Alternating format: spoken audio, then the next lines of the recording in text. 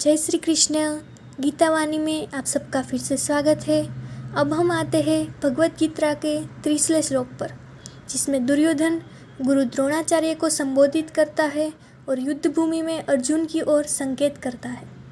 तो श्लोक है, पश्यताम पांडुपुत्राणाम आचार्य महतीम चमुम व्यूढ़ाम द्रुपद पुत्रेण तव शिष्येण धीमता। जिसका सरल अर्थ है, हे आचार्य, देखिए पांडवों की विशाल सेना को, जो आप ही के बुद्धिमान शिष्य द्रुपद पुत्र धृष्टद्युम्न द्वारा सुव्यवस्थित की गई है। अब आइए इस श्लोक को विस्तार से समझते हैं।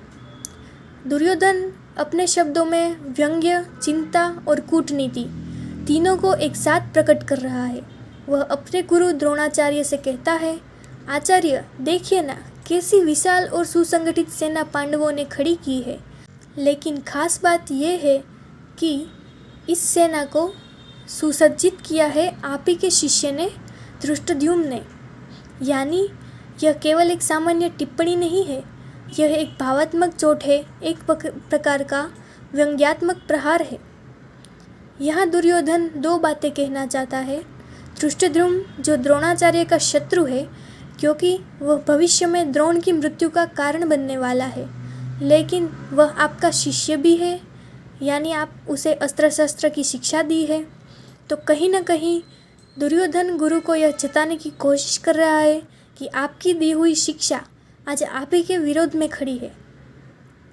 यह स्थिति केवल युद्ध भूमि की नहीं है, यह जीवन के उस पीड़ा की झलक है जब गुरु की शिक्षा गलत हाथों में चली जाए या शिष्य अपने कर्मों से गुरु को ही संकट में डाल दे।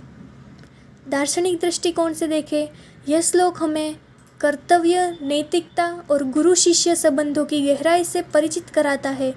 दुर्योधन युद्ध से पहले मनोवैज्ञानिक युद्ध शुरू कर चुका है और उसका पहला निशान है उसी के गुरु।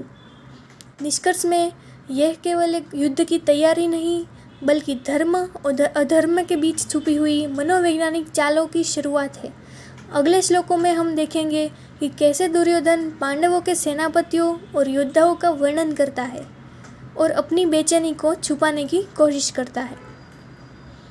गीता वाणी के साथ जुड़े, क्योंकि गीता सिर्फ पढ़ने की चीज़ नहीं, जीने की राह है। जय श्री कृष्ण।